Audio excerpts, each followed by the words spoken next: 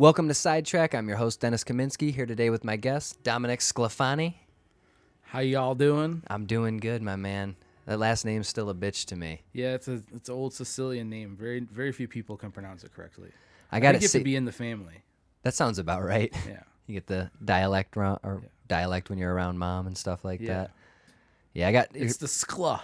Sclafani. I know. I keep wanting to say Schlafani for some reason. Yeah, I always get Sclafini. Sclafini? Scalfini is what I always get. Scalfini. I can see Scalfini too. I got your number saved in my phone as Dominic Scalabassis because my phone decided, nah, fuck that when I started typing in your last name. Calabasas, a basketball player? I believe so. That sounds about right. Wasn't he the red-haired guy?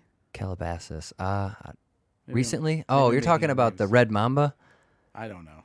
I forgot what the guy's name is off the top of my head. Brian Scalabrine. That's who you're talking about. Yeah. Yes. That's funny. Brian Scalabrine. He looks like Michael Rappaport to me. Yes. Which is crazy because yeah. Michael Rappaport can hoop. He used to be a really good basketball player. Isn't That's he why always shit-talking basketball players these days? That's why he's got a little bit of credentials, I suppose. I like Michael Rappaport. He's pretty good in some movies. He's a journeyman. Yeah, he fits his Burr role. type almost. He is a little bit like Bill Burr, a little less funny. Yeah, he's like a second-rate Bill Burr. I feel like he's been around for longer than Bill Burr too, so that sucks. It's hard to say though. I don't know. I feel like I've known Bill Burr for way longer. Bill Burr was a writer on the Chappelle Show, so to me that automatically enhances his legend. I did not know that. Goddamn. Yeah, Bill Burr, Donnell Rawlings, Charlie Murphy worked on the show a lot too.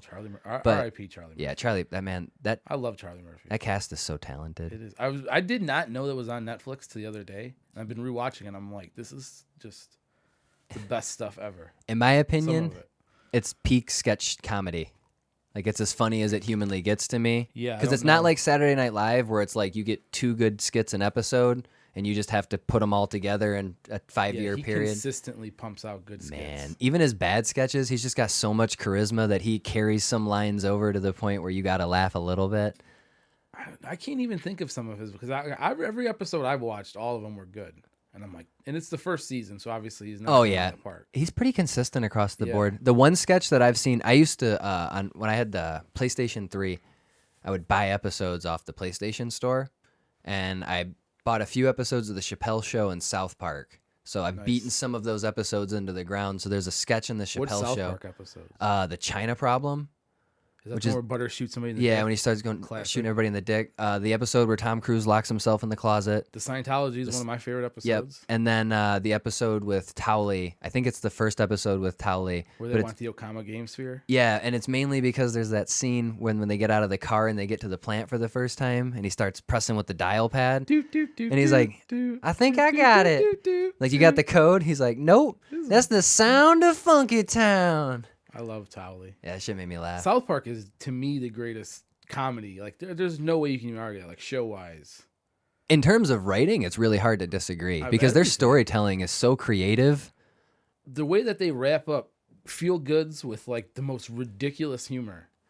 You can have somebody just shitting their pants all over the place, but then 15 seconds later, you're like, God damn, this really hit me. They made Satan, like, his death when he fights the man-bear pig. I felt very touched. They redeemed Satan. They do a great job on Satan. How the fuck do you redeem Satan? He's such a good character. He's so good. And there was an episode I was watching not too long ago because we went back and started the series from the beginning when it was still over on Hulu because it's on HBO Max now exclusively, right? Yeah. Fuck HBO Max. I've never had it. I can't speak That's good or bad on it. Like, I got it because I saw it was on there. That makes sense. Yeah. I got it. I actually think HBO Max for its value is the best. How much is it? I think it's $15 a month, but you get all of HBO's library, and you get a bunch of TCM like classics. There's a bunch of samurai movies which are hard to find. Oh, that's awesome. There's a bunch of anime I'm not a huge anime fan, but there's a lot of anime. I know they got the DC stuff on there, on and off Cartoon Network. I don't understand how they're pulling. Like, why would you have? I think they have Aquaman and they're pulling Aquaman off. I don't understand that business model. To me, I don't understand it either because I noticed Disney has a tendency to do stuff like that too, where they're rotating their catalog, and I think it's exactly Netflix. It makes sense. We lost the rights. Yeah, and they have to negotiate. And okay, Friends is going over to Peacock, so in 5 years when Peacock's dead, we're gonna get it back. Don't worry. But for the next few years, you guys got to watch Community. Over on HBO Max, I feel like you can't even hold back all of your shit because you're so far behind. Yeah. That it's. I understand you don't want people to come in and watch every. That's honestly kind of what I did with Disney Plus. Within the first month, I went back and rewatched the 4 movies that I kind of wanted to rewatch on Disney Plus, and then I was okay. But in fairness, I also wasn't a giant Disney person growing up. I didn't really watch any of the TV shows or anything, so there's just a few Pixar movies that I wanted to see. Once I got done watching them, it was like, all right, when Mandalorian's done this year, I'm going to probably wrap up. And then I'm going to re-get it the month show wraps up, and then I'm going to go back and watch the whole season. That's exactly what I did with Star Trek with CBS All Access. That's smart, because CBS All Access is Garbage. trash. Yeah, that's the worst one. And they got the Twilight Zone. And Star Trek was trash. Oh, Discover? Both of them. What was the... Picard as well? Yeah, I've heard negative things. Now they have some animated show where it looks like they're doing a Rick and Morty in Star Trek, and it's just terrible. Which is what... That's why Rick and Morty works so well. Star Trek is in the worst shape. Like, they made it just so bad. You know what's crazy? The last really... I really liked Star Trek Beyond. It was a good one. I thought the reason I liked it was... Who directed that one? It was Justin Lin, I believe, right? Is that the Fast and Furious guy? Yeah. Okay, yeah. And the first 2 Star Treks with JJ, I thought took themselves a little bit too seriously, at least in my opinion. I liked the first one. I like the Because first it was one a Star more. Wars movie, and I'm a Star Wars fan. I can see that. But yeah. now, because that was actually the first Star Trek thing I ever really watched. And then I went and watched the original series after that, and I was like, wow, this is way better. So, I mean, I guess it was good for that. But now that I know the other Star Treks, I'm like, it's not that good. Do you have a preference on Star Trek in regards to time original periods? Series. Okay, so Captain Kirk to me is he's your captain. Man. No disrespect to Picard. That man into the depths. Have you watched the Picard stuff? What is that officially called? Star Next Trek Generation? Next Generation. Oh yeah, Next Generation is great. That probably has the best cast, the best crew, like all around. But original series to me, just like the concepts back then for old 60 sci-fi was off the chart. Visually, it's the most impressive to me too. I know it's not the best in regards to special effects, but their costumes pop perfect. Creative. It looks beautiful. Yes. Like it looks like Star Trek to me compared to the rest of them. And the storylines are just so good. And each one is like, I like that they're all individual wrapped up episodes. All the Star Treks are like that, but Next Generation gets some arcs and some long... To that point, that's why I liked Beyond so much, is because the first 2 films felt like they were trying too hard to build a franchise, and Beyond just felt like a random side adventure, like an episode of Star Trek. We just so happened to stumble into this situation. Oh, fuck, we got to go save our crew. I didn't like the bug things at the end. I don't like swarm bugs in movies. It's lazy. I agree. Like at the end of Guardians of the Galaxy, where they have all those ships connect to that. Yeah, I don't like that type of stuff. I don't either. I don't like shit clouds. They did that in Green Lantern. Yes, that's the worst ever. Four. Yep. Galactus. Yeah. They butchered him. A shit cloud. Yeah, I know. That's not very intimidating either. No. And Galactus is pretty like, if I saw a giant purple dude with fuck yeah eye beams and things, I'm like, all right, well, I'm a little bit more scared than a shit cloud. I know. I think that's one of the things that Hollywood's really fucked up on in the last few years. Creature design. It's the final act. Because they try to go a little too epic. They don't know how to end movies. Exactly. And I think, I know the joke's been beaten to death, but the Avengers legitimately started a Skybeam trend that went on it's still going on now, where at the end of the movie, they'll open a portal into something. The Ninja Turtles movie ends like that, too. And there's a few other really bad, lazy movies. Yeah. But there's just a big fucking beam of light. Are you calling the Ninja Turtles lazy? Yeah, shocking. I know. How dare you? The Michael Bay Ninja Turtles movies. Oh, I'm sorry. I thought you were talking about the original. I was like, no. The portal. No. See, they did it right. On the top of a fucking building, it's 4-on-1. Yeah, it was a shredder. That's and they handle it the way that it needs to. I haven't seen the Michael Bay. I forgot that even That's existed. A good call, yeah. You made the right decision. I love Ninja Turtles. Me and my sister would be late to school every morning because we would not leave till that cartoon was done. And my teachers were just like, all right, well, I guess we got to deal with this. Got a favorite Ninja Turtle? I'm Donatello. Purple. Donatello. I'm admittedly not a big enough fan to distinguish who they are based off of how they look. Which one uses swords? Leonardo, blue. I'm going with Leonardo then, because he's got the coolest weapons to me. Yeah, Donatello is a bow staff. It's not very impressive. I just feel the most connection to the character. I'm also a Michelangelo. He's orange. That's my favorite color. I don't know. I understand. Yeah, that's where my issue was. My favorite color was green. Well, that's exactly. So you just love all of them. That's how I felt the whole time. Splinter was great. Yeah, he's the shit, man. That's who I want to get trained by. Yeah.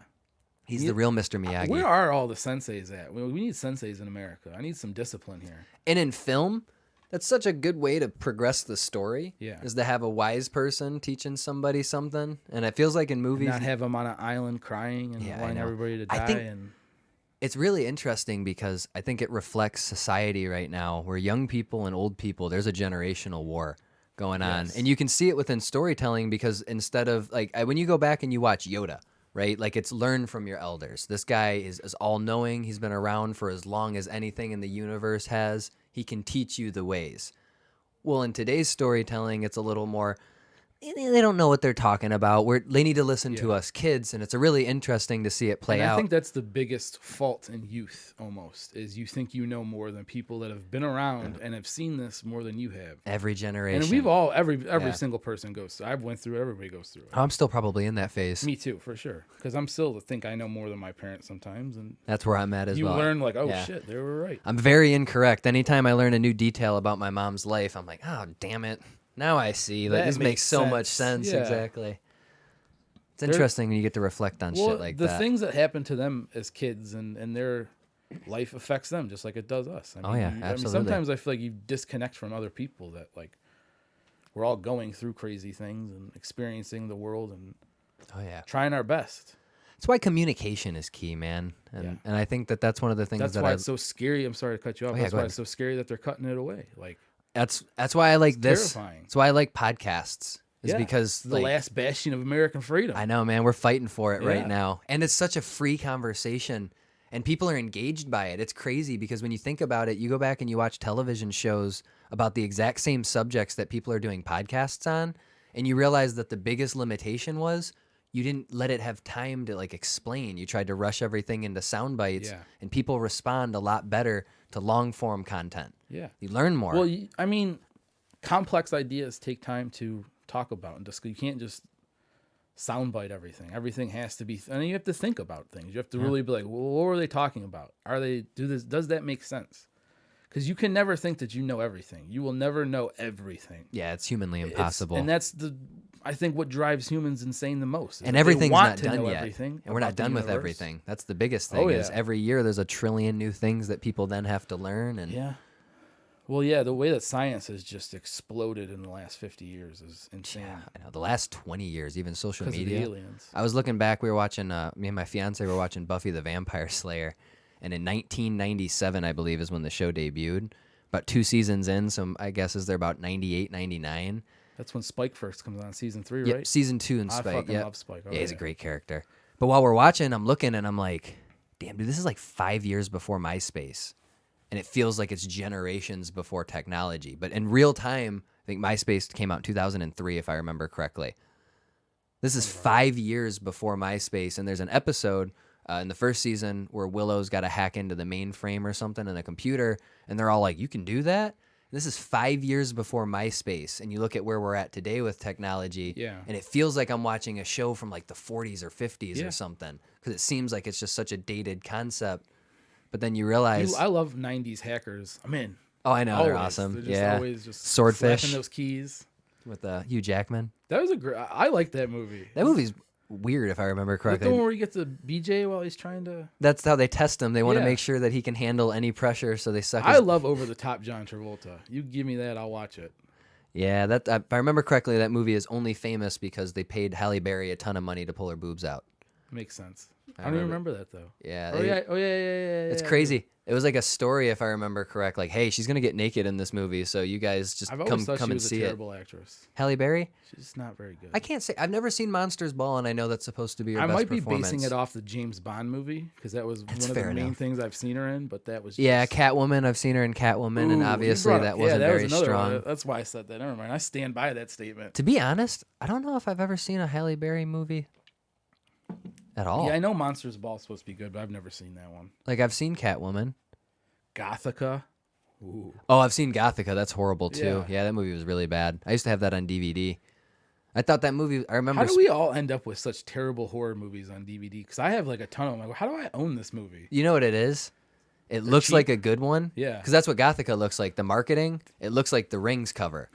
Like, it was around the same time frame, so they did similar marketing. So my guess is people in my house were like... Robert Downey Jr. in that one? Gothica? Probably. It's been a long time since I've seen that movie. Crazy doctor or something. I remember, she's locked in the mental home. Yeah. I remember the cover is just Gothica carved into her arm.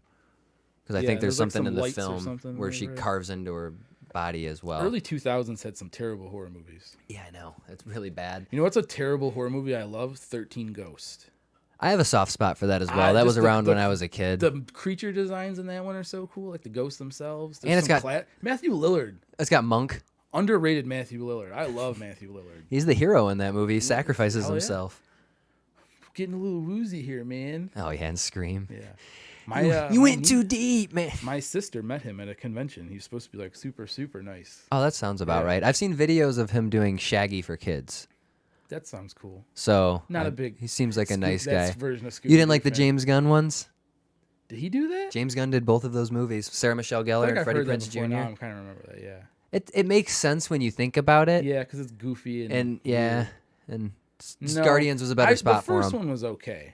The second one was absolute trash. I thought when I was a kid, I was ecstatic for the second one because I was pretty young at the time. Yeah. And I was like, oh, they're going to do monsters I've heard of. Because I was, honestly, when I was a kid, it's the thing I didn't love about the first one because I didn't know the story yet. And when I found out it was Scrappy at the end. The first one's when they're on the island, right? Yeah, when they're on the island and Scrappy's the bad guy. Yeah. That's what I didn't like about it is that was my favorite when I was a kid. And I found out afterwards I was in a very small minority on that. Because apparently when he joined the cartoon, it was like that cousin on the Brady Bunch that ruined the show. Was that kid's name Oliver? Yeah, Cousin Oliver. So that's kind of how Scrappy was for Scooby. Apparently, really? I didn't know that. Ratings. I love Scrappy-Doo. I do too. I always thought he was popular. Apparently not. People despised him when he joined the show. See, I remember watching a different... It wasn't actually Scooby-Doo. It was like a different show that he was on. I feel like they were younger.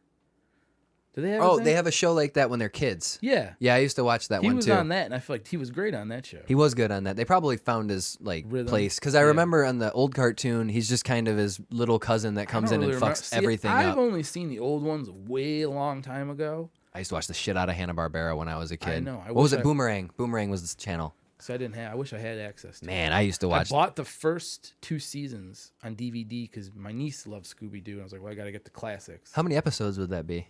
Do you remember? It's like 40-some, I want to say. That sounds about right. Yeah. It's pretty cool. It's a good amount of... Yeah, those are good episodes. Hell yeah. And Zombie Island's on Netflix. Oh, the movie? Yeah, I remember that. I used to watch it all the time. Which was the one that came out first?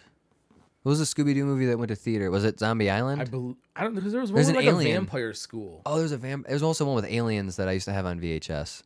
I don't think it was that one. I think that was later. Okay. That's probably why I had it on VHS. It probably went straight to VHS. Probably. Straight into my VCR player. Yeah, they didn't get player. a lot pumped out into the theater.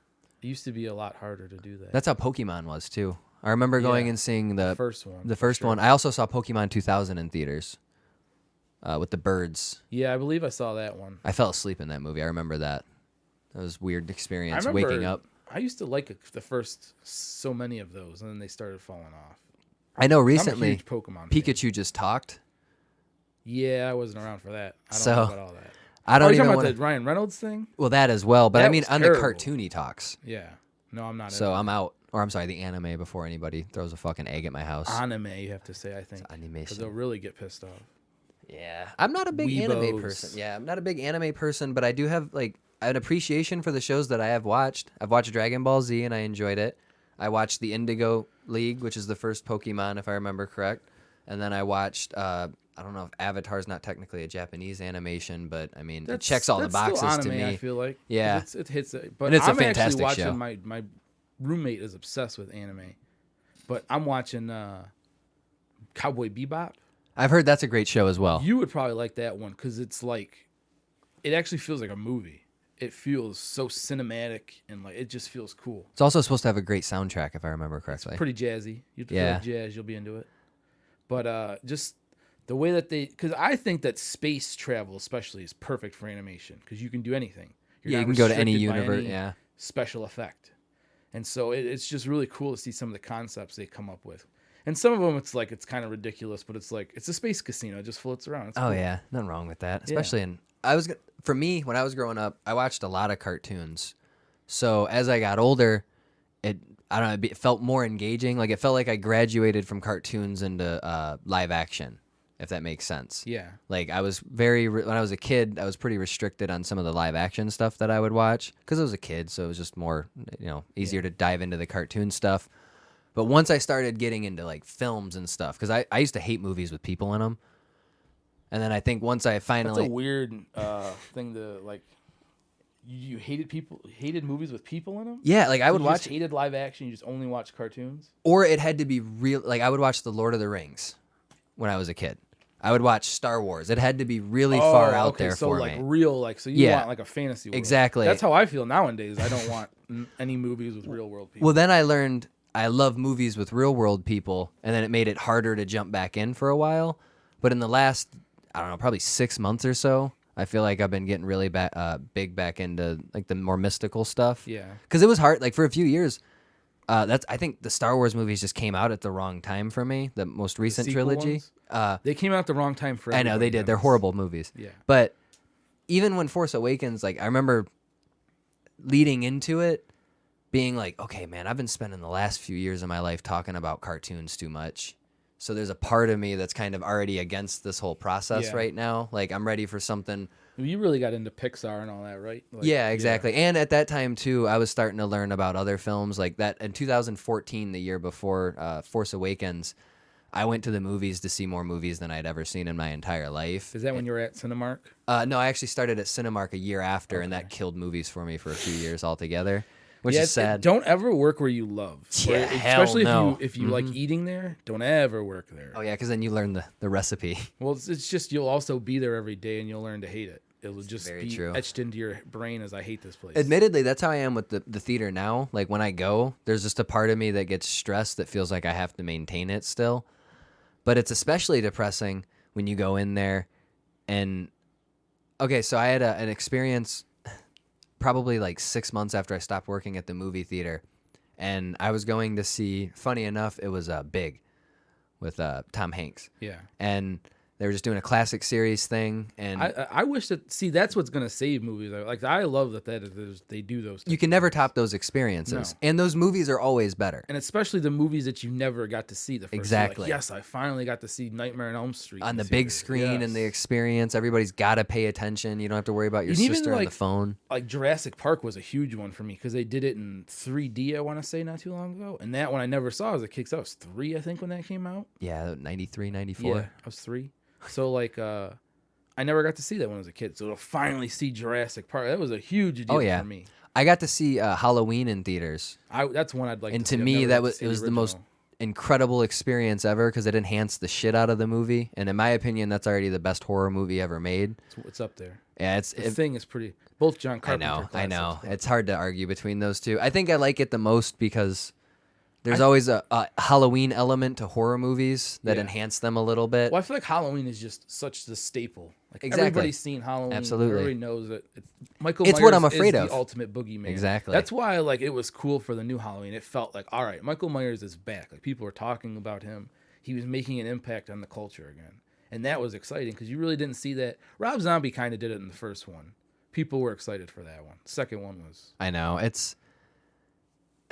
It's crazy how a character like that, which I don't think they put that much thought into initially. Like, I don't think the plan was for him to ever be this icon or anything like that. He was just supposed to be a weird, deranged dude. Have you ever seen the... But that is the American boogeyman. Oh, absolutely. Weird, deranged, especially in the 70s. I mean, when you had Jeffrey Dahmer, you had... I think Gacy was around, like, all that. Yeah, it was 78, right? It was Halloween, 78. Yes.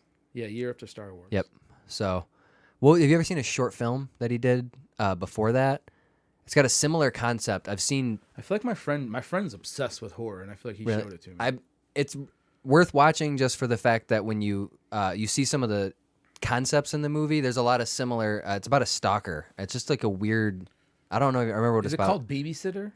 I believe it's yes. Yeah. And it's basically the opening of Halloween in a lot of areas where it's just like it's a POV of a dude staring through a window at like pervy stuff, like, and you see a lot of Michael Myers in it already. Like you can see that this is like the blueprint for Halloween, and it's really interesting to see because he kind of got to do a lot of practice shots and get an idea of. That's one thing I like about the newer movie. At first, I was very like, why are they changing the lore of him not being her brother? Like, why are they not related? But then when you watch it, the original one, it changes. It's like because when I grew up, it's her brother. We never got to see it the original way. We started watching 6 movies deep, so it's harder to be like. Yeah, Halloween H2O was actually one of the first horror movies I ever saw. Scream and H2O were like what got me into horror. So I feel like that's why I'm so into like slasher movies. Because to me, early on, like that's what horror movies were. But like, so H2O was like, Halloween was big to me. Like Michael Myers has always been a huge part of like horror movies to me. So like like I said, we never got to see the original way that he was supposed to be portrayed. He's just this random person. She shows up at his house and he starts following her and he just starts murdering everybody around her. Have you ever seen Hush? Hush? Hush. No. I think you would really like that movie. I would suggest watching it on Netflix. That made me, because I don't know if you remember, but when you went and saw the recent Halloween movie, we had a conversation and I told you I completely disagreed. I thought them being brother and sister made it such a more interesting story. I've seen Hush a few times since, and when I rewatched Halloween and I realized, oh, they actually aren't brother, and they don't like at all mention that in this film. No. It does make it 1,000 times scarier. Yeah, that's like the twist. It's like the Empire Strikes Back thing. Yeah. We're just gonna jump in and do a family relation to tie the story together. John Carpenter absolutely hates that he did that because he's talked about how like it's an abomination. He was like so high or drunk he doesn't remember doing it. Stephen King does that a couple times on his books. I think that was also, it makes sense because it deepens the story. I think that's always the idea is like, okay, how do we dig deeper into these characters' psyche? Let's make it personal. You know what I mean? Like, let's make this more about relationships than about being stalked. But that's why I liked Hush so much, is it's just a one-night stalking. Well, also, if you think about it, I think Halloween 2 was 79, 80, 81, around there. Yeah. Right after, or I think it's 80 or 81. Right after Empire Strikes Back. Yep. So I mean, they also saw the blueprint. This works financially, and people are a very big fan of it. Exactly. You see that a lot in movies. I hate when they do that. I did that recently. I watched the newest Pirates movie, and I hated this digging in. Like, it's his son. This is this character's daughter. Wasn't it Orlando Bloom's son? Yeah, and then there was also the girl was Barbossa's daughter. That part was terrible. And it's like, look, if you want to do one character's offspring, I understand because it connects the story. Lining up. But now we're getting lazy, and it's like, oh, actually, like my mom and your dad used to have sex, and your dad kidnapped my mom. So. Yeah, we used to be best friends and enemies, and this is a really weird, complicated thing, and we've beat this story to death. We've taken too many turns. They really have, like, I feel like they could do another good Pirates. Absolutely. They've gone a lot off the rails. I heard a suggestion. I don't remember where recently, but maybe it was just a comment.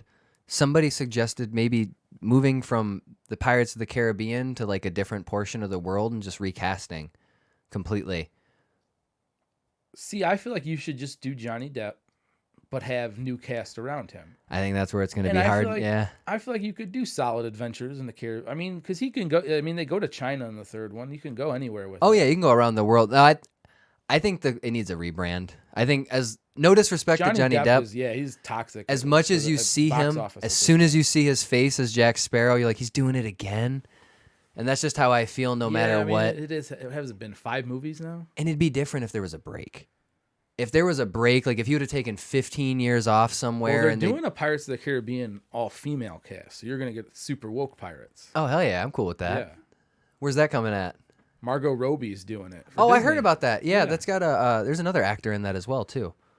I don't remember off the top of my head. The girl who wrote Birds of Prey is also writing it with Margot Robbie. I haven't seen Birds of Prey, so I can't speak on it. Nobody saw Birds of Prey. Yeah, I know. That movie also admittedly got really fucked because of the pandemic. That came out at like the worst possible. I know it did a bad opening weekend too, but it came out a month, 2-3 weeks before they shut everything down. The pandemic. I actually was so excited because you talk about old movies at the theater. I got to go see the original King Kong the day before they shut the theaters down for the pandemic. That's awesome. And I was I snuck it in. I wish they had more theaters that could show that stuff on film too, because the digital copies are great too. But if they could find like an old film reel theater and they show a lot of really good stuff over there. I've just never had a chance to go myself. I've seen a couple of movies over there. Christmas time, they always show some good movies. I saw The Thing there. It was very cool to see The Thing on the big screen. What do they show it in? Do you remember what kind of film it was?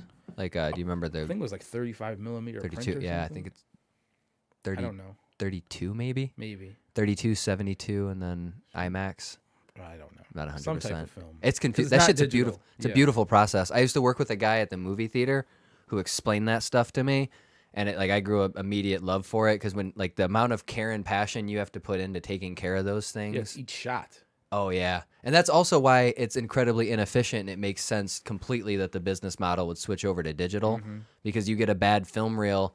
Now you're not showing the movie in this theater and you got to get a secondary print. And then the secondary print loses a little bit of its touch, I guess. Or, yeah, the whole mastering process and all that is kind of, I've never understood it. The second run theaters get really bad used ones because he explained that to me as well. Did you know? I'm sorry. Go ahead. Did you know that Universal had a huge fire, and they've lost like the master for like tons of movies, tons of albums. Like they lost a lot of the master recordings for a lot of those things, and like a lot of artists. Was there anything like substantial that you know? I know one movie that I've always wanted to see was an old Lon Chaney movie, like horror movie from the 30s, I think. It's an old one, but it's gone now. Like you can never watch it again. Unless it's like somebody just so happened to have a copy on VHS and they copied it. Find, like an archived edition somewhere. But yeah, they're it's gone other than that they know of so far. That's tragic. But there's also like I feel like it was like Stevie Wonder. There was like a lot of some big artists like that. There's a lot of big people signed to Universal, so that makes sense. Yeah, Universal Music Group's huge. What's really sad about that too is that's kind of the argument for digital, but then with digital you lose a certain like artistic value by default. But then the benefit is like with this podcast, just put it all on a hard drive and I can make 15, 20 copies of it. So I never have to worry about losing it. That's tragic to imagine. I mean, months of work. Yeah, and a piece of pioneering in history, exactly. Yeah, and then all of a sudden, saddens me is when you lose something that is historical and you can never get it back. It's gone. What was that movie called? Where they were burning books. You know what I'm talking about? Fahrenheit 451.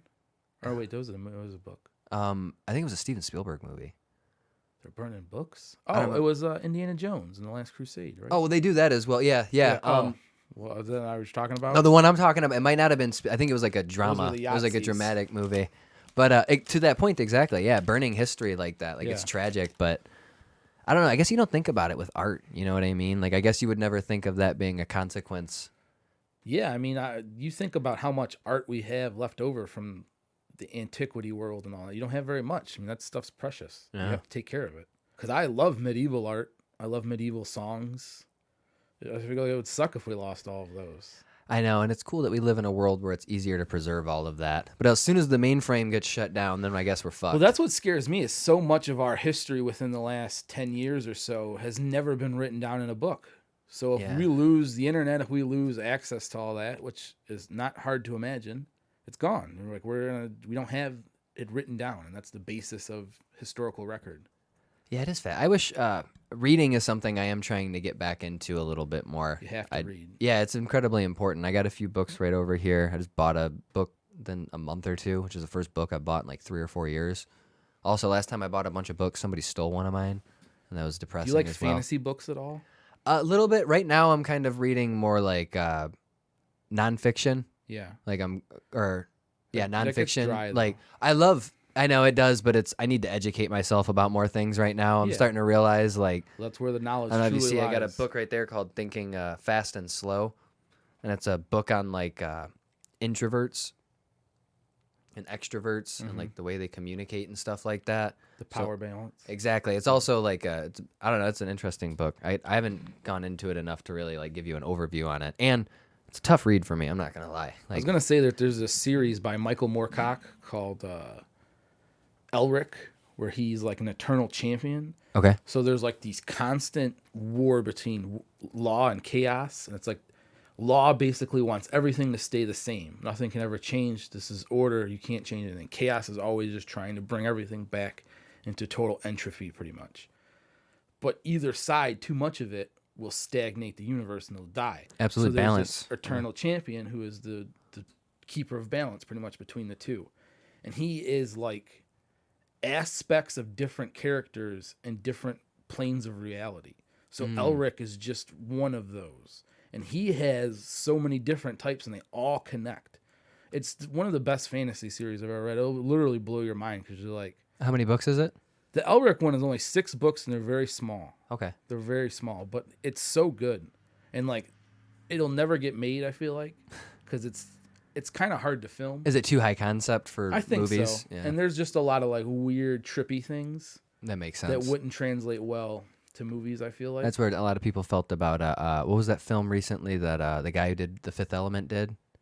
Valerian. That's what the critique on that was. That book came out so far ago that a lot of those ideas they just haven't been able to capture on film the right way, and now we live in a world where that one I feel like could have been good if it had a better cast. Because that Dane guy DeHaan and Cara Delevingne were horrible. Yeah, Cara Delevingne's not very good either. But Dane Sucks. DeHaan is just so wooden. I know, man. I liked him so much in Chronicle too.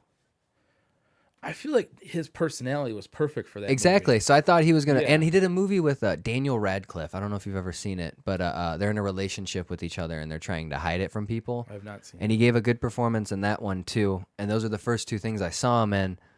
So I gave that guy such a chance for a while. For so long, because he knocked it out of the park early.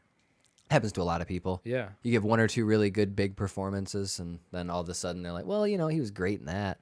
We'll give him a chance. And it's hard not to. It's such a perfect, it's got to play itself out perfectly for it to work in a film. Like, some people they make sense on paper. That's how I've always felt about Will Smith as Neo.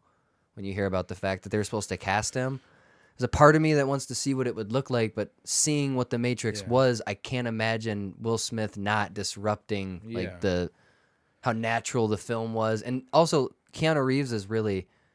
He kind of sits into the back in that movie and lets everything play out around him. And Will Smith has just got such a... charismatic. It takes over a movie. Exactly. And it would be really hard because the supporting characters are more of the movie to me than Neo is. What did he do instead of that? Wild Wild West? I believe so. Biggest casting I believe decision? so. He also passed on Django. He was supposed to be Django. I could see him as Django. The reason for that was he wanted to be the one to, if anybody hasn't seen it, spoiler alert, kill off Leonardo DiCaprio's character. And Quentin Tarantino would not rewrite it. Samuel L. Jackson kills him, right? It was Christoph Waltz. Because Christoph Waltz goes to shake DiCaprio's hand. That movie, the ending rambles on so long, I gotta be honest. There's a second ending, exactly. Yeah. It ends after they kill off DiCaprio, and then Django gets tied up, and he comes back, and then he takes care of the house slave and all that other stuff. Oh, and yeah. And I think that was the idea, is he wanted Django to come back and kill the house slave, and then he wanted Christoph Waltz to kill the slave owner. And then I think that Will Smith was like, if you let me kill the bad guy, which is Leonardo DiCaprio's character, I'll sign on. And Tarantino was like, I got an idea in my head. I wouldn't change either. I'm not changing my script. That. And, And Jamie Foxx did great in that movie. And it's the same thing. I think Jamie Foxx has a very subtle performance. Like, he's very charismatic, but he also doesn't take away from anything.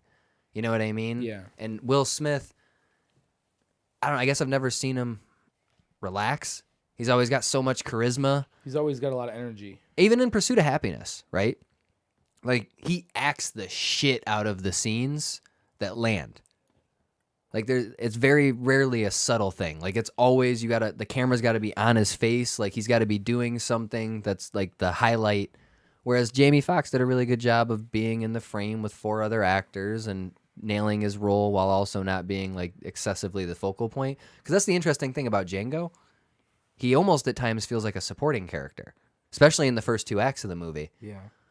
And it's really interesting to imagine Will Smith being a supporting character for 2 acts of a movie and then taking over in the third. Yeah. Yeah, he's such like a big star. I could see him doing the role, but it would be kind of weird. I'm sure he would have done well. Plus, like you said, now that we know the movie, it's always so weird to like, go back and be like, oh, this... Imagine like Tom Selleck as Indiana Jones or something like that. Yeah, I don't know if he'd bring the same kind of charisma. No way. Although there's one, and I hate saying it because I feel it's Tim Robbins, right, in Shawshank Redemption. Yes. Tom Hanks was up for that role as Andy Dufresne. Tom Hanks will always make everything better. And if I'm being honest, the more I think about it, I'm like, he could have done everything that Robbins did, and it would have landed the exact same, maybe even better. I think that one would have been better. And that's a tough one because Shawshank Redemption is a pretty perfect movie I'm not a already. huge Tim Robbins fan. I know he's great in that movie though. He's good. Frank Darabont's a very underrated director. What else has he done? He did The Mist. He did.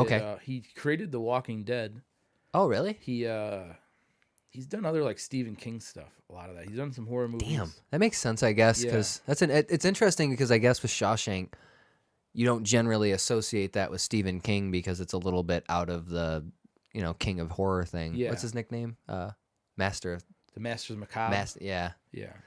Man.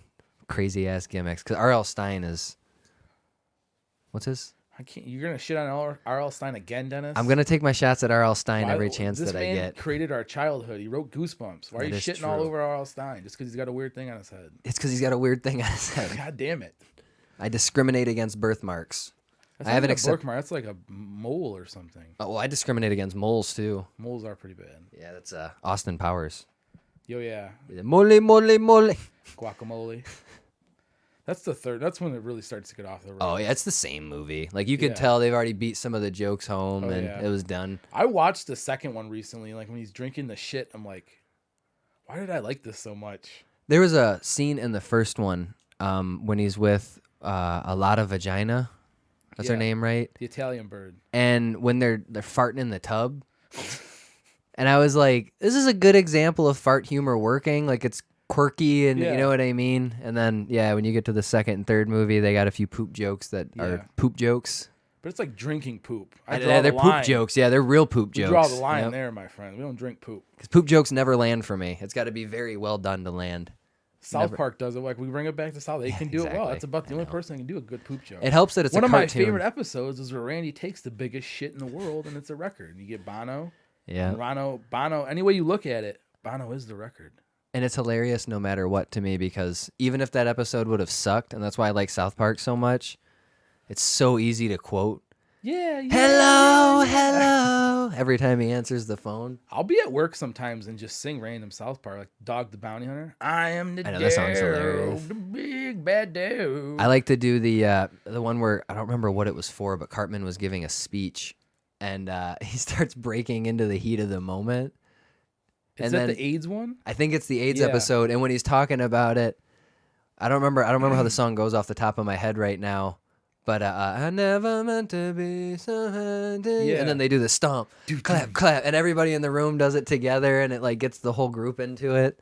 They always do the best Halloween episodes too. I feel like I miss them. Give the Simpsons a run for their money. I think they'd crush the Simpsons. Do you think Treehouse of Horror is okay? Do you think the Simpsons is hurt by the fact that it's been around for 20 years? Yeah, yeah.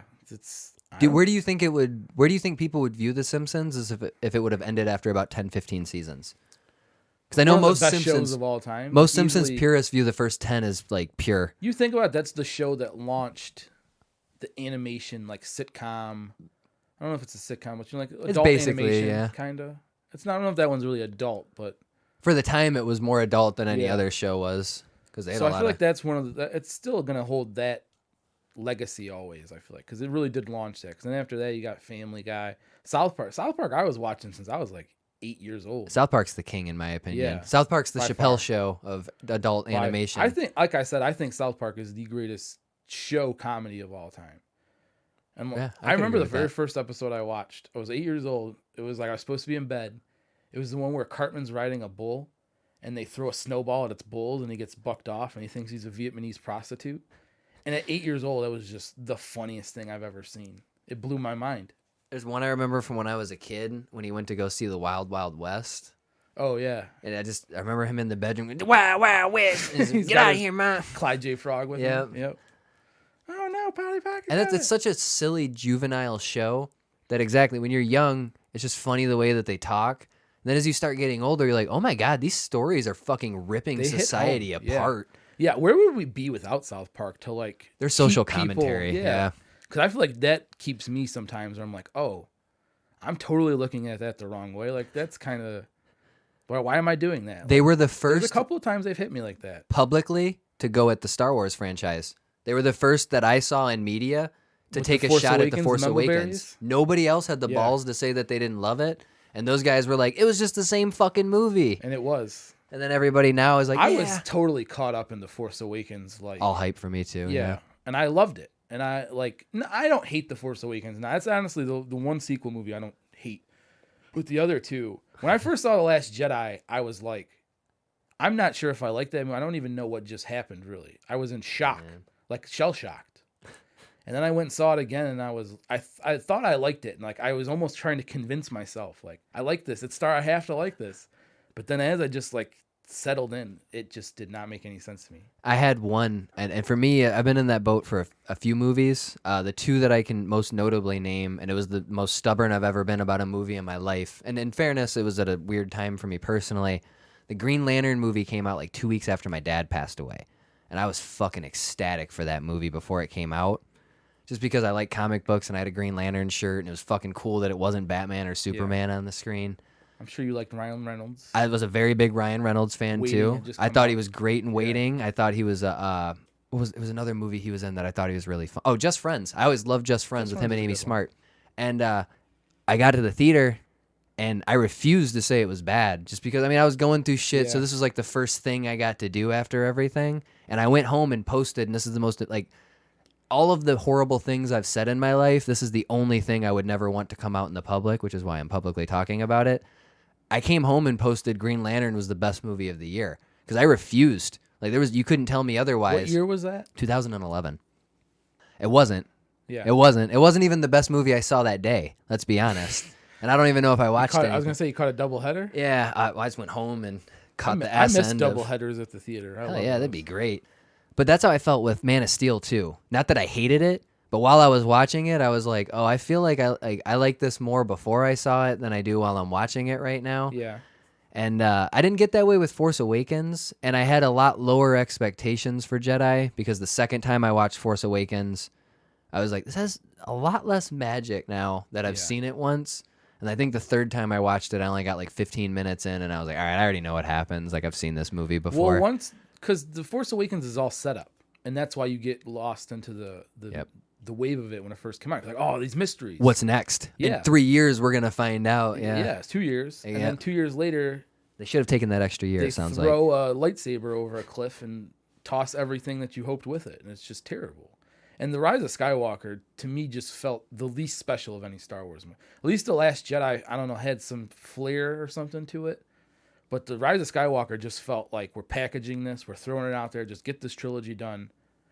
We have to, pretty much. And I might be a little overly negative on this, but as much as I hated Last Jedi, visually there was a few scenes that impressed the hell out of me. The most notable fight and then also I love the visual when they go into warp speed through the ship at the end.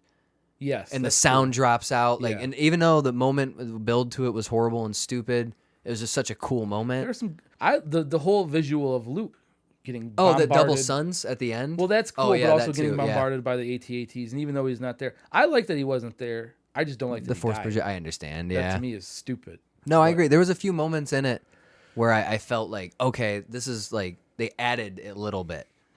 Skywalker, Rise of Skywalker, I legitimately, looking back, I can't think of a single moment in the movie that I liked. Yeah. I thought that guy was funny. That little guy. Babu Freak. Babu Freak was the sole highlight to me because he actually made me laugh. He was cool. I didn't really like him all that They much, broke my heart when they fake killed Chewie. And then they fake ruined it 2 minutes later. Exactly. So even though I'm not gonna act like that moment didn't hit the fuck out of me when I saw it for the first time. Because that's an old legacy character that they fucked with. Exactly. And the way they did it too, I was like, oh my god, this movie's got balls. And the fact that it developed balls for Chewie pisses me off because they've shown this character no respect. He gets no respect. R2-D2 is the one who gets zero respect. He is the hero of the franchise, and they just put him in a corner. I will say, I like BB-8. BB-8 I thought was a fine character. BB-8 would have been a cool sidekick to R2-D2. There's R2-D2 showing you how to be the droid hero ropes. You don't just get to come in and take over the goddamn franchise. I understand completely. See, we got to go back to respecting your elders. This is a franchise that did not do that. No. This is a franchise that said, George Lucas, we think you had a cool idea, but here's how it could be 1,000 times better. We like your setting, but we don't give a shit about anything else that you did. Hey, you built a cool sandbox, and now we're going to play in it. But what we're going to do first is we're going to replace all the sand with concrete. That's why Star Wars is so successful, is because it's the cool sandbox. You can do anything. You can tell any type of story through a Star Wars lens. But when you disrespect the very core mythology, it just unravels it all, and it just... Oh, I'm sorry. No, you're good. No worries. I felt the same way when I was a kid. I watched Dragon Ball, and the first 10 seasons of Dragon Ball Z before they finally go Super Saiyan, right? And it's this emotional moment. They build to it.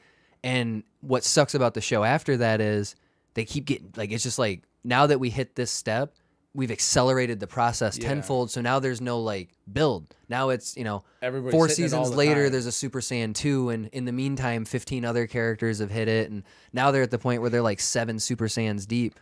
And with Star Wars, I always felt like that with the Force. it was really interesting because I understand with the technological capabilities between the original and the prequels, like the Force looks cooler in the prequels than in the originals because guys are fucking flipping and doing superhero shit, and that's because of the future. That's real time. You know what I mean? Well, also it makes sense story wise because that's the Jedi at their peak. Exactly, and it's their core, like the prime of their strength. Luke doesn't have any of the knowledge necessary to do those things. And in this franchise, I feel like they took it and turned it up even more, but by shitting on like the opening scene in Force Awakens, when that shoots the beam and Kylo Ren turns to the side and stops it. I went, yo, this is gonna be the baddest motherfucker we've ever seen in Star Wars, because I have never seen anybody do that. Jedi have always deflected the beams. You know what I mean? Does that? Does he stop a beam? When Han Solo shoots him in Cloud City. Fair enough. He eats it up with his hands. That's the visual though is a little bit different because he doesn't stop it. I remember what you're talking about now. But yeah, when I saw that, it was like he stops it mid fucking, and it's just hovering. Yeah. And then you realize how strong he is because he holds it until he's not even holding it at a certain point. It's just up. You know what I mean? He talks to the guy and then he drops it. And then you realize that that's the issue with it, is it's like these people skip to the end. These guys put in a cheat code for their Jedis and made them all 100 strength everywhere without learning how to play the game first. Attributes up to 100. Exactly, and they never learn how to play the game first. Yeah. And then you can see it when you're watching the movie because the way they utilize the Force is boring. It's incredibly uninteresting, which is a synonym for boring. Skywalker to me just shits all over the Force. We're just gonna start healing people. I don't like that. You introduced that concept. It's like it's game over. You just ruined it all. And they tried covering their ass by putting it in the Mandalorian first. Yeah. But the Mandalorian, at least he wasn't dead. I know. And having a dead, like a mortal wound. I also are you talking about when Kylo and Rey kiss? And he kisses her back to first life. She stabs him. Yeah. And then she heals him because he's gonna die. And then at the end, I think she dies, right? Then he heals her. Yeah, he gives her a kiss and then pours everything into it. One of the funniest things, I took my niece, who's 4 years old, to go see The Rise of Skywalker, and when they kiss, she goes, "That's weird," and the whole audience is like, "Yep." That's funny. When we saw it, I don't know if you remember, there was these teenagers a few rows below us who started clapping like a motherfucker when it happened. Raylos. Yeah, they were like, "Yeah, we did it." I don't understand why you would want your boyfriend to be a genocidal murderer. I don't know. Ask people who love Harley Quinn why, because Harley. Yeah, I guess I see that a lot. You see pictures of like the Joker choking her, and they're like, "My kind of love." You're like, what the fuck? It's a lot of fucked up people. It's true. I remember watching there's a scene in Suicide Squad when I was working at the movie theater, and I walked in as an usher. It's that scene where like the Joker is yelling at her, and she throws her in the thing, and then he turns and jumps in it with her, and then like the colors around them make a heart and all that kind of shit. That movie was terrible. But before that, he's like fucking punching the wall next to her and shit. And I was watching it, and I was like, this is a really like triggering scene for some people. I'm sure this is like a pretty real depiction of like. That's why I didn't like the Joker movie, the newest. That's one. a controversial take. I've heard. Todd I don't Phillips. like that movie. I know a lot of people are very high on it. I think they love what it represents to them. With the classism, what it actually is. With like the class system. Well, see, that's one of the reasons I don't like it. The Joker should not be a hero. He should not be an anti-hero. The Joker is the pure representation of chaos. He should be a villain. There's no sympathy for him. Redemption arc for the Joker. Yeah, he's a villain. So I don't like that. Some people just like to see the world burn. I don't like that, but I also don't like that. Like they gave him a backstory, which was really weak. He lives with his mom. I don't like the Joker being this weak, weird. Like, I don't enjoy that. Yeah. I don't know why anybody would, but like. Why did they make him a hero? I don't understand that. Like, why is he a hero of a revolution? That's not the person you should be looking up to. I understand. I remember before the movie came out, and I've told you this with a few movies. I asked you this specifically to draw back on a movie we were talking about earlier with Halloween. First thing I asked you when you saw it was, did it need to be a Halloween movie? Because to me, that's what matters. If you're going to use these intellectual properties, could you have made this movie without this character, and you only made it this way to, to sell it, draw in? Exactly, yeah. And that's what I felt before I even saw the Joker with the trailer. And it was. It looks a lot like Taxi Driver. I mean, I know it's Scorsese. It was comic book version Taxi Driver. Was it the Kings of Comedy? What's that movie called? King of Comedy. Thank you. Yeah, Kings of Comedy are a little bit better, in my opinion. I think it was like a lot of mean streets in there. Old Scorsese movies. You could see. And Scorsese was one of the producers on it as well. So it was a pretty easy guy to pull from. I mean, the acting in it was great. Not Heath Ledger, I'm sorry. Joaquin Phoenix is incredible. Yeah. He's a great. And that's... I just didn't like the story. And then he gets beat up while he's dressed as a clown by two separate groups of like street thugs. And it's like, I'm really supposed to believe that all these people are just attacking Was it clowns? on the same walk? No, it's in different parts of the movie. That's One good he's then. on a subway and one he's just getting beat up in the street, I think. I only saw Yeah. it one time. I got to see it before I give too deep of an opinion on it. But I just remember before that movie came out, all the controversy. And there was a lot of people who were concerned that it was going to spark some sort of... I think that they started that to get buzz going. It worked. It did work. It made it a dangerous movie. It sure did. Although, I thought they were going to do that with The Interview, too. Do you remember that a few years ago when that came out? Yeah, they really tried. They pussed out. Yeah. They pussed out bad. As soon as they hacked Sony, they pussed out because they thought that North Korea was getting ready to start some kind of retaliation. Yeah. And that's a bitch move, in my opinion, because that Plus, movie that movie was... wasn't that good, and I think they knew that. I know. That probably doesn't help Yeah. either. If it would have been Matt Stone and Trey Parker, then Yeah. there would have been a big following. America! Exactly. Fuck yeah. That's crazy to me. Which, to that point, films being released, that was actually fucking poetic to mention the Interview. So that movie was released on Christmas Day on Netflix back when it came out, and it was supposed to be dropped in theaters. And that's interesting. And within the last week, they announced Wonder Woman is going to be available both in theaters and on HBO Max on Christmas Day. And to me, this is the first major step in the theater industry, probably on the official decline for good now. And it's been on the decline for a minute because, I mean, they put a lot into just Marvel movies. Without Marvel and Disney, the box office totals over the last few years are basically the worst ever. You think about Marvel, Disney, and then DC movies. If you take away those, you have nothing. That's true. And if you look at the highest grossing films in the last 10 years, I believe 8 out of 10 of them are all Disney films. Yeah. So the fact that that's even like that. And now they just opened up that window. I believe it's both Cinemark and AMC, correct? That have a 2-week period now where they're going to show films. And depending on the performance of the film, doesn't hit $50 million. Yep. They can yank it early. Put it which back is on probably VOD. Good for theaters, I honestly. agree. This is an improvement, but with this Wonder Woman one specifically, this one's different because that's a major film being available at home the same day that it's available in theater. And I'm interested in seeing what that'll do to the theater industry because it's probably legit for most families. It's probably more economically beneficial to rent it at home for $25 and order a pizza. Theater is definitely it's an experience. It's like going to a concert. It's like a community experience. So you're paying for that as well. You're not just paying for the movie. And I think that that's where some things get lost on people. Like when you go to a movie on opening night, it's like a rock concert. It's fun. I agree. Excited. It's I think it's better for the theaters to do it this way too, because I can say firsthand working there. I think one of the things that hurts some people's experiences sometimes is the lack of preparation from the staff. Because, I mean, you're battling uphill most of the time. There's some nights when a movie comes out. It, for example, the weekend it came out, it was a September show. And before we started, end of August, all the people who had been working in the theater industry for a few years, or we had a few people who had been there for like decades. They're like, this is our slow month, just so you guys know that nothing comes out in September. September is completely dead for film. Like, we're going to cut hours this month, and then we're going to pick them back up around the holiday season. And 2 weeks later, it came out, and it broke a record in September, and it made over $100 million opening weekend. So we were completely ill-prepared for that weekend. Like, you got slaughtered? We got slaughtered, and a lot of people were coming to the theater for the first time because it was within our first year or two of being open. A lot of our big movies, like with the big Marvel movies and stuff, they underperformed a little bit at our specific location. Horror movies were never like that, though. Even bad horror movies, like when The Purge came out, I think it was the third or fourth Purge. Yeah. We were sold out for like 2-3 nights straight. So when it came out, Thursday, Friday, Saturday, and Sunday, all day, almost every show for it was sold out. And at the end of the night, we had to replace shows for more it because we had such a high demand for it.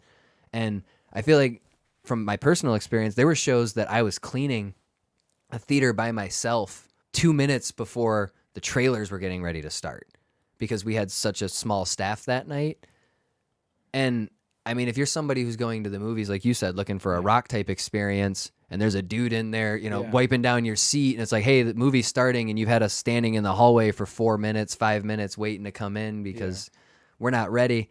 Maybe with this whole pandemic going on and maybe with this switch to streaming, the film industry, it'll get its shit together and it'll be more of a special event. And maybe they'll move it so that it's only open on certain nights at certain times. Well, that's what less I think show is times. going to happen. You're going to see more of like a, not luxury, but like a, like a specialized. Absolutely. Here's old movies on Friday night or Saturday night. Here's the new movie this weekend coming out. It's like, this is a big event because it's a Marvel movie. Yeah. But we don't have to deal with fucking, what was that movie with Ice Cube and Charlie Day? They were in a movie together? Yeah, it's Fight something. I forgot what it's called. Fist Fight. It's called Fist Fight. I did not see and that. It's about two teachers getting into a fist fight. So it's a horribly branded movie, too. I did not see that. But, one. yeah, we had it in theaters. And we had to fucking waste time promoting that shit. Yeah. No disrespect to Charlie Day or Ice Cube, but like... That movie's not going to draw on a huge audience. That's what I'm saying. In the middle of Michigan. Exactly. You know what I mean? It's not going to draw a big audience anywhere, probably. Unless, I guess, people are really riding for Ice Cube like that. But I feel like especially in like small towns. Maybe Philadelphia, too. Not bigger towns. Exactly, yeah. Not that big a demand for that movie. And that's the point. And there are probably too many theaters in the country now for where it's at. And it makes sense because at the time when the business was growing, you want to keep putting them up places. But now it's going in the other direction. And within our city, we've had, 3 theaters closed down within a 20-mile radius probably here within the last 5-10 years. 4, really, if you count Star Taylor, too. Star Taylor. And then when they rebranded it, do you remember? Became Imagine. Oh, yeah. Well, Imagine became AMC, and now AMC's closed. Yep, so that's a double whammy right there.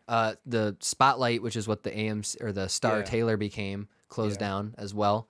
It's 4 right there at the top. Yeah. MJR, I think, is closing too. I think. I wouldn't be surprised. This year's probably gonna fuck a lot of them as well.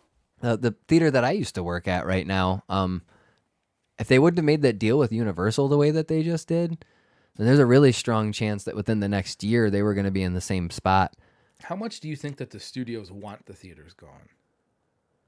Because then it's just like we can go straight to consumer. We don't have to split 50% of our tickets. I think it depends on who you are. You know what I mean? Like Disney, for example. When I used to work there, you couldn't give passes on new Disney movies until they'd passed a 14-day window.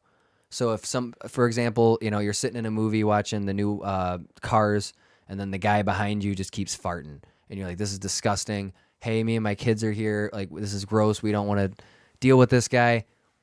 We can give her anything but a pass to that movie she's watching unless she wants to go see it a week and a half later. Is that just Disney? Not cut into profits? Only Disney. That's the only studio that has that restriction. It doesn't matter how big another franchise is. Like when Batman vs. Superman came out, no restriction.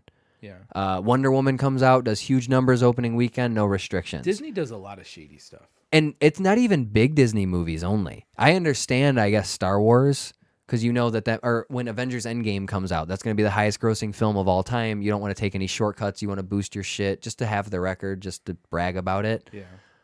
But then when you got like Cars 3, it did well, but there are other movies that did better that we didn't have a restriction on. But it's because it was a Disney branded movie. They had the power to, and they could tell us, go fuck yourself. We're either going to follow this or you're not going to show it. You heard the Quentin Tarantino story? Where they like booted his movie for Star Wars? The Hateful Eight. So the year the Hateful Eight came out, Star Wars The Force Awakens was coming out as well. And there's a famous theater over in California, and they were supposed to show Star Wars. Dolby Theater? Something like that. It's hard because there's a few of them. There's like an Alamo thing or something over there too that's really popular.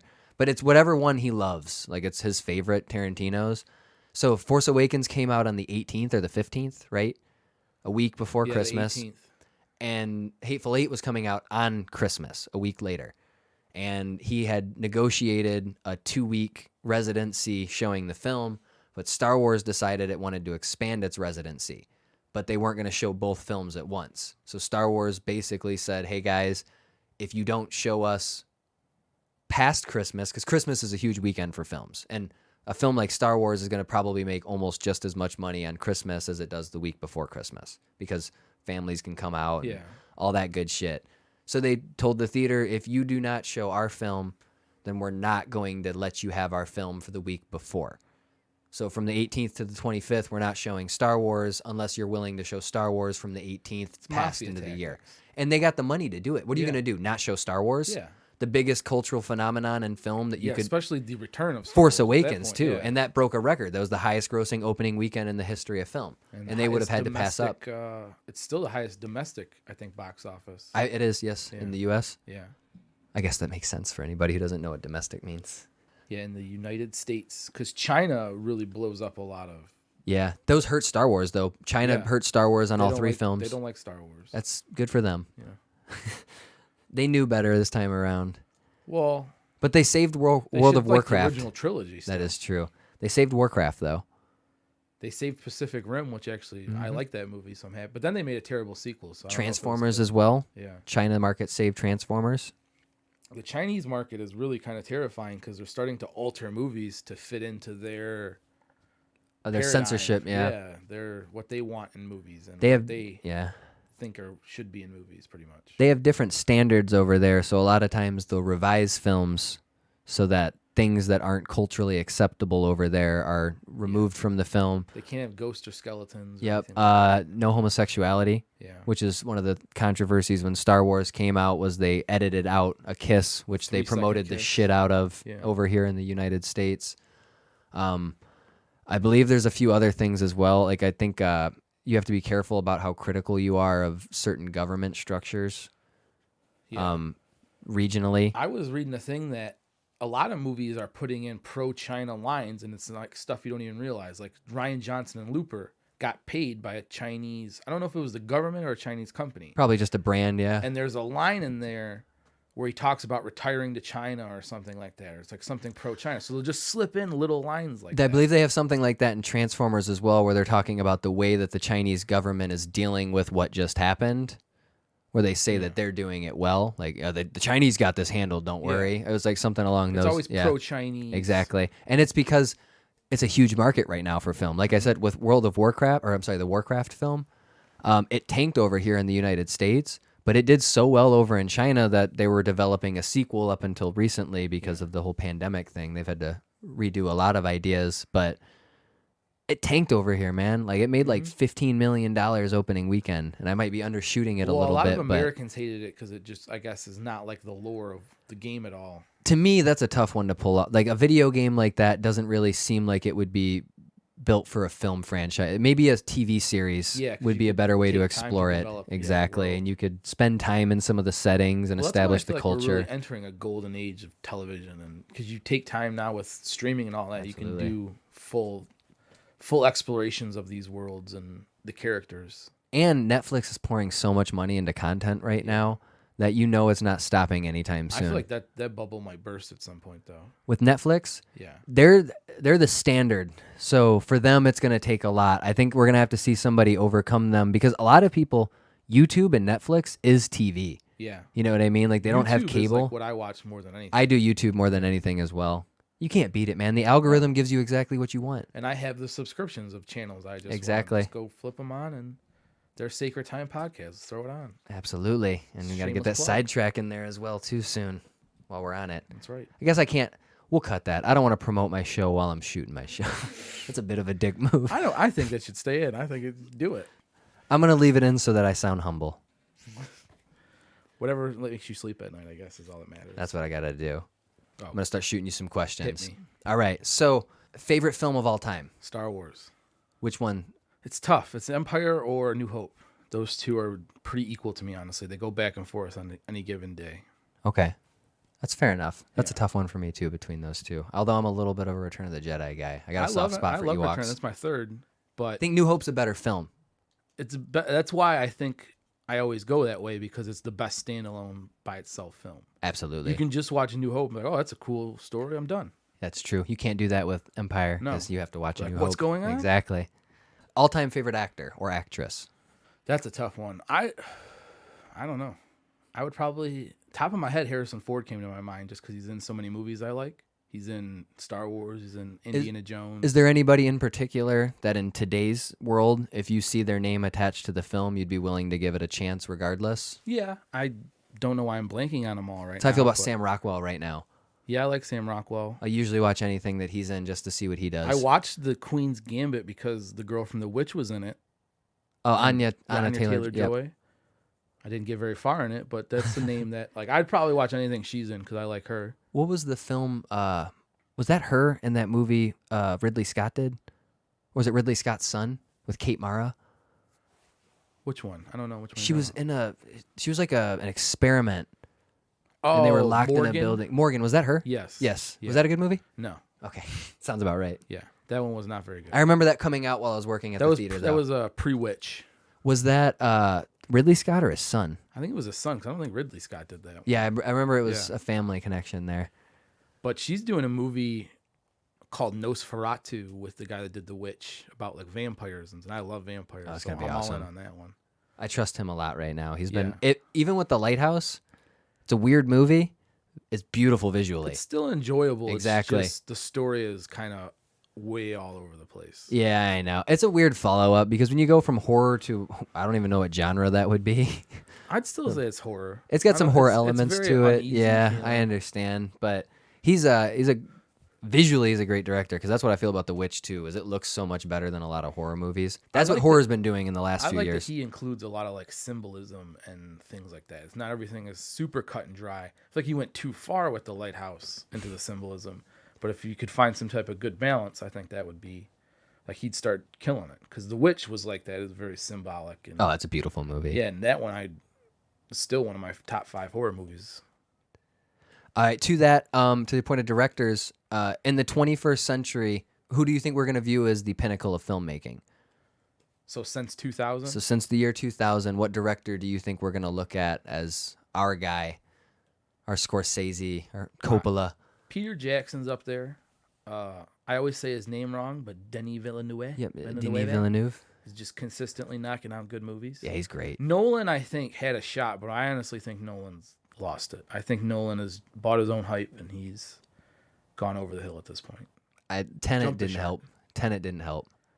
Yeah, I haven't seen that one, but I've heard very not good things. My friend is a huge Christopher Nolan fanboy, and even he was like, I know people who have never said a bad thing about the movies of his that I like. I've always felt like Interstellar could have been a great movie, but it's a little bit was atrocious. It's a little bit too high concept sometimes. Like they try to. I appreciate the attempt. Well, that's what I feel like he does. High concept, but he never like follows up what the concept should be. That's a very. You're trying to solve gravity. What does that mean? I've seen that movie 4 times. I still don't understand what you're trying to do. Exactly, and while it's beautiful to look at in certain spots, there are a lot of decisions in that movie that I really, really didn't like. And there's one scene that pissed me off when I watched it, and it's when I think it's one of the characters is talking to Michael Caine, and while he's explaining something to the character, and it's an incredibly like big moment in the film, the score, Hans Zimmer's score, just keeps raising in the background. It just keeps rising, and then eventually you can't hear Michael Caine talking, but it's still it's a shot of his face talking, and there's and he's talking, and it's horrible. I heard Tenet does that the whole fucking movie. I heard that you can't hear important parts of dialogue because there's so much chaos in the background. That's kind of like one of his things, because he did it with Bane, if you think about it. You can't understand a goddamn what Bane says. The opening scene in The Dark Knight Rises, it's really hard to know what's going on. The first time I saw it, I had no idea. I was like, what's happening? What is he saying? It was a cool stunt, jumping out of the plane, but I agree. I didn't know what the plot was about yet. Yeah, I just feel like he's kind of just bought into, like, I'm weird, I'm going to make all these non-linear things. Like, dude, just make a good movie. Just focus and he can on do that. it. We know he can do it too. Just focus on that. I feel like Inception's great. I love Inception. Inception, The Dark Knight, The Dark Knight Rises, and The Prestige before that. Yeah, I do like The Prestige. So Prestige, Dark Knight, Inception, Dark Knight Rises as a run was fucking flawless. Yes. Yeah, sometimes you just get people in a group. And you hit Interstellar, and then it gets a little bit experimental. I know Dunkirk. I know some people who go to bat for it hard, and I know other people who can't stand it at all. Yeah. I didn't like Dunkirk. I'm a huge World War II movie fan. Like, that's one of my all-time like favorite genres. And it was just so discombobulated. Like, there's parts of the movie that happen at the end, but it's in the middle of the movie, and there's parts of things that happen, and it's just there's nothing is in order. And I don't understand the need for telling I think you've said that he wanted to try to convey the discombobulation of like being war. in a situation. Yeah. But I'm in a movie theater. I want to just watch this movie.